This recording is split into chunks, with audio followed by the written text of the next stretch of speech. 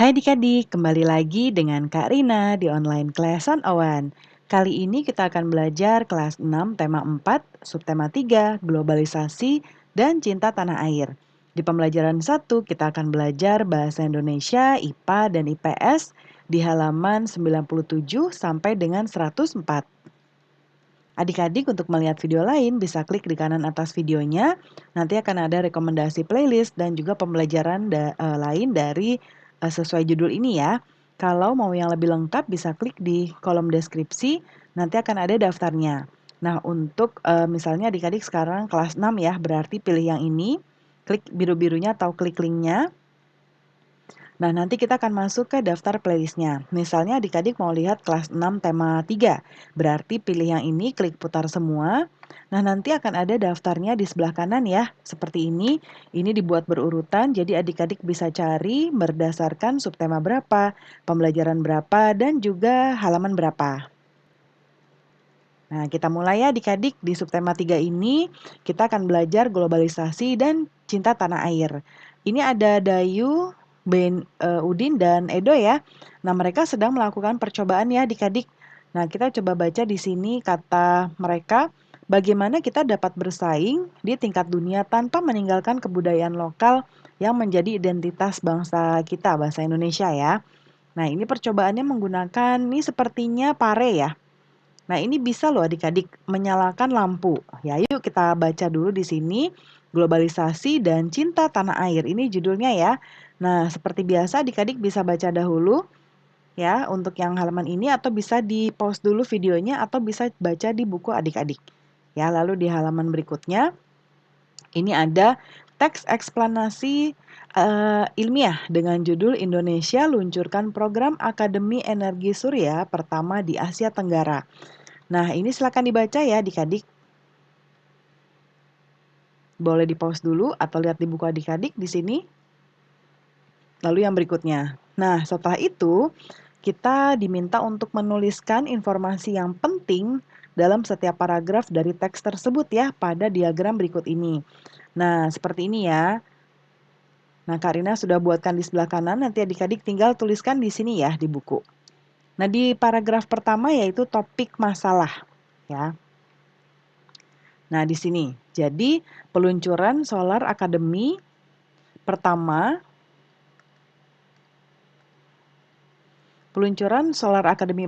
di Asia ya, di Asia Tenggara oleh Departemen Teknik Elektro Fakultas Teknik Universitas Indonesia atau FTUI. Kemudian di paragraf kedua, yang ini ya, ini paragraf kedua, yaitu sel surya merupakan lempengan tipis berbahan silikon yang mampu mengubah cahaya matahari menjadi listrik.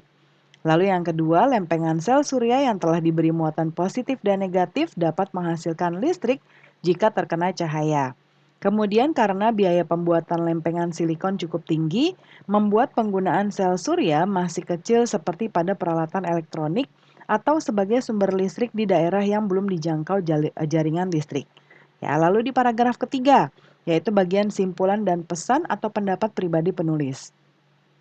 Pendirian Akademi Surya oleh UI diharapkan dapat menjawab masalah krisis energi akibat kebutuhan energi era globalisasi yang semakin besar. Sel surya dapat menjadi energi alternatif pengganti bahan bakar fosil karena bersih, aman, dan tersedia tanpa batas. Ya. Nah, kemudian berikutnya kita cek kita punya tugas apa lagi ya. Nah, adik-adik coba cermati pertanyaan berikut ya dari teks tadi, bagaimana bentuk kerjasama Indonesia dengan negara-negara Asia Tenggara tersebut di era globalisasi ini? Bagaimana peran Indonesia dalam kerjasama tersebut? Nah, diskusikan ya pertanyaannya, lalu nanti kita akan menjawab dengan mengisi di bagian ini.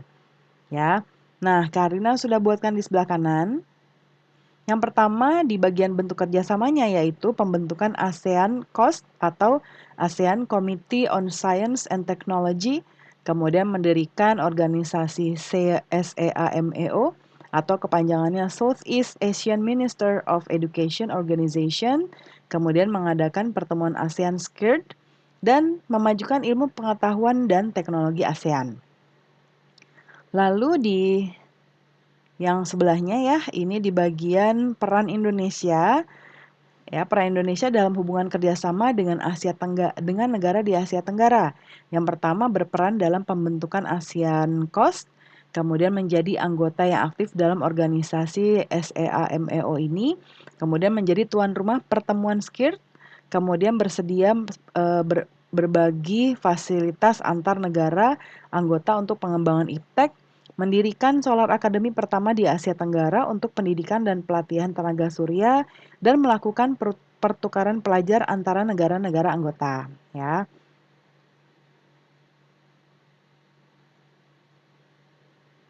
Nah, yang berikutnya, nah ini kita akan mengamati adik-adik ya, di era globalisasi ini semakin banyak teknologi canggih yang sudah ditemukan. Hampir seluruh penemuan tersebut menggunakan energi khususnya listrik. Namun akhir-akhir ini pasokan listrik semakin berkurang akibat semakin menipisnya sumber energi untuk memproduksi listrik ya, seperti minyak bumi, gas, batu bara, dan juga panas bumi. Nah, salah satu cara yang dapat kita lakukan adalah mencari sumber energi alternatif yang bersih, aman, bebas polusi, dan selalu tersedia tanpa batas. Salah satu bentuk energi alternatif tersebut yaitu sel surya. Nah, kamu sudah membaca sedikit informasi tentang prinsip dasar dari cara kerja sel surya ya. Nah, sekarang coba kita lihat ada gambar di sini. Ya, ini adalah panel surya, lalu nanti dia akan ada controller di sini, ya. Kemudian ada bateri, lalu ada inverter, baru nanti kemudian dia bisa mengisi daya dari alat-alat listrik, ya. Nah, seperti ini nih, ya. Jadi alirannya seperti ini. Nah, diskusikan bersama teman tentang proses kerja sel surya. Tuliskan secara runut ya. Nanti ini cara kerjanya. Kita coba lihat di sebelah kanan. Ketika panel surya terkena cahaya matahari, ya di sini nih mendapatkan cahaya matahari, ya. Muatan positif dan negatif pada lempengan silikon panel surya akan bertemu.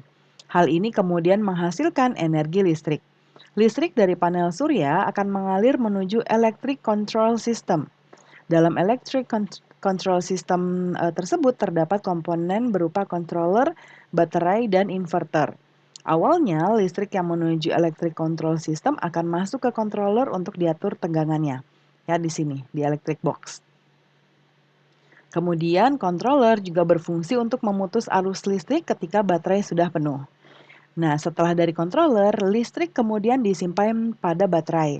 Ketika digunakan, listrik pada baterai akan mengalir dahulu ke inverter untuk dinaikkan tegangannya menjadi 220 volt sehingga dapat digunakan untuk mengoperasikan peralatan elektrik maupun elektronik, ya. Nah, kemudian kamu dapat menggunakan beberapa jenis buah atau umbi-umbian untuk sumber alternatif energi listrik ya. Nah, percobaannya seperti ini ya. Yang bahan-bahan yang bisa kita tentukan adalah kentang, ya bisa diganti lemon atau umbi-umbian yang lain, lampu LED atau bohlam kecil, kabel penjepit buaya tuh yang seperti ini ya, lempengan tembaga, kemudian lempengan seng. Untuk mengganti tembaga dan seng dapat digunakan isi dalam baterai yang biasanya berwarna hitam. Nah, langkahnya seperti ini adik-adik ya. Ini langkahnya 1 sampai 4. Nah, contoh gambarnya seperti ini. Nah, Karina akan langsung buatkan laporannya seperti ini ya, di sebelah kanan. Ya, laporannya adalah laporan kegiatan percobaan sumber alternatif energi listrik. Nama percobaannya membuat sumber energi listrik tenaga kentang. Tujuannya yaitu untuk mengetahui sumber energi alternatif untuk membuktikan bahwa umbi-umbian dapat menghasilkan listrik. Lalu alat dan bahan. Yang pertama kentang tadi sudah disebutkan ya untuk alat-alatnya. Lalu langkah-langkah kerjanya di sini ya lebih lengkap dibanding yang ini ya. Potong kabel sepanjang 15 cm sebanyak 5 buah. Hubungkan setiap kabel dengan penjepit buaya yang tadi Kak Rina punderi di sini ya. Kemudian tancapkan lempengan tembaga dan seng ke dalam kentang.